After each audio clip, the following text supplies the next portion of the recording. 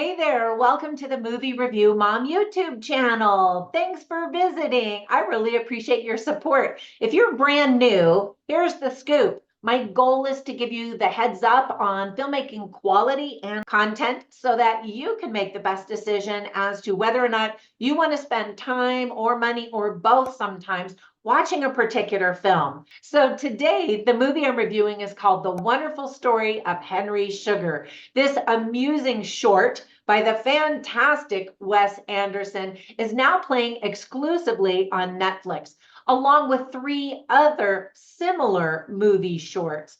I'll tell you about them in just a minute. They're all adorable and a gift to true Wes Anderson fans, and I am one of them.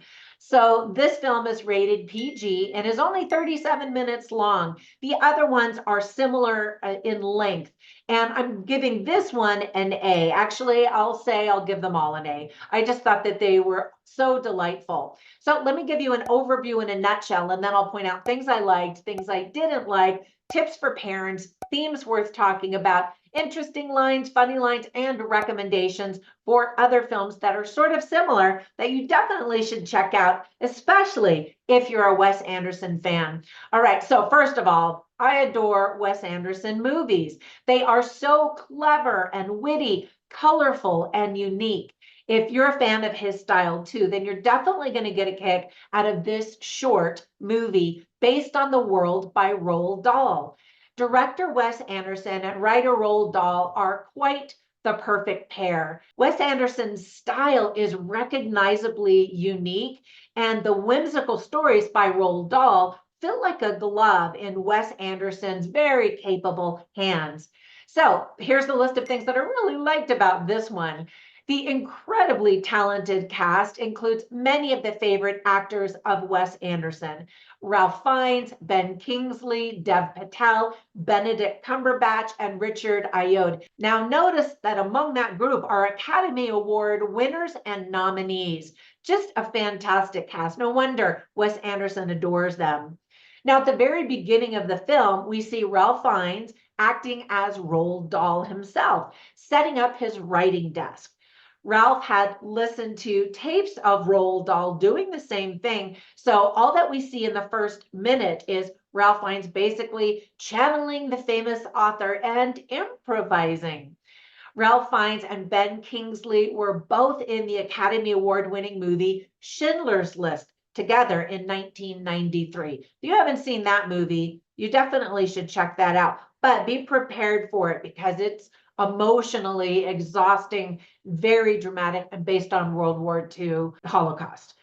So, in case you didn't know, it's an older movie. You should know that by now. Anyway, back to this movie. Surprisingly, Ben Kingsley is the only Oscar winner in the film. However, three of the other actors were nominated: Benedict Cumberbatch, Dev Patel, and Ralph Fiennes.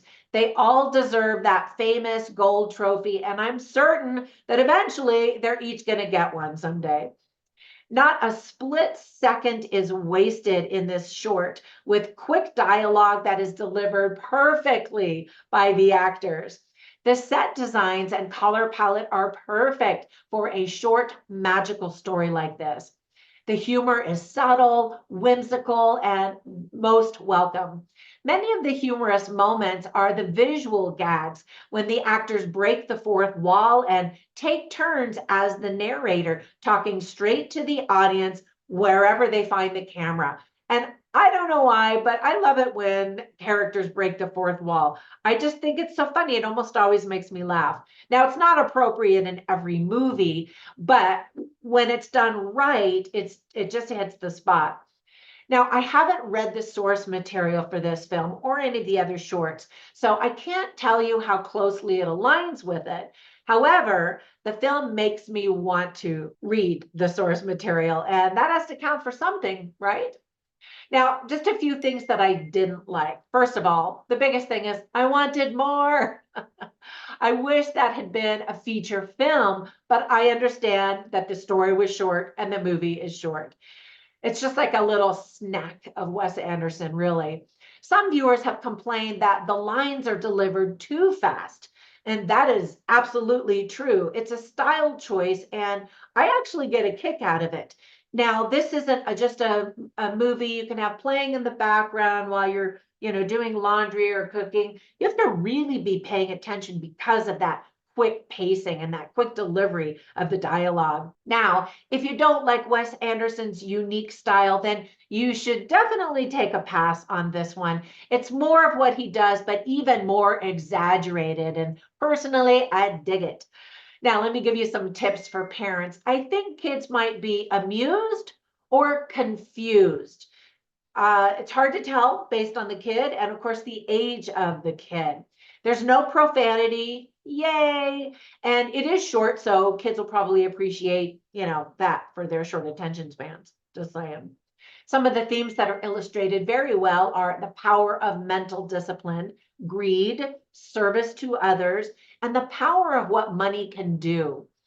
Now, I always write down funny lines and interesting lines, and I was writing very quickly. When I went back to look at my notes, I didn't write down any funny lines, and maybe because they were delivered so quickly, I don't know. But I have some interesting lines I want to share with you. You can see them all on my written review at moviereviewmom.com. So the first one is spoken by the narrator. And as I mentioned, the narrator changes. So this is towards the very beginning of the movie, and you hear the narrator say, "It was slowly beginning to dawn upon Henry that nothing is any fun if you can get as much of it as you want, especially money."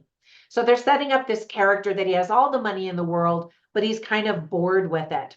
Later, the narrator says, "A good plot is like a dream."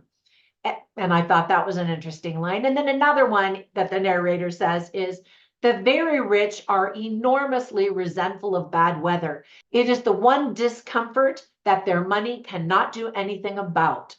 And I thought that was interesting as well. All right, so while I was watching this, I, of course, instantly thought of some of my favorite Wes Anderson films. One that might have gone under the radar for a lot of people is also playing on Netflix, and it's called Poison. A recent one that just came out is called Asteroid City. And then one of my favorite Wes Anderson movies is called Isle of Dogs. So definitely check those out, especially if you're a fan. All right. And I guess I should also mention, check out the other ones, those 3 shorts that are on Netflix. And it's fun to quickly binge through them. And you might want to watch them a time or 2 or 3 just so you can catch all of the little gems inside those. All right, that's it. Thank you so much for watching. Have a fantastic day, and I will catch you in the next one. And when you get a minute, run over to Instagram. You could follow me as Movie Review Mom or at Trina Boice, which is my name, and you can see my books, especially when they go on sale for free on Amazon, my online courses, and my other shenanigans. See you in the next one. Bye for now.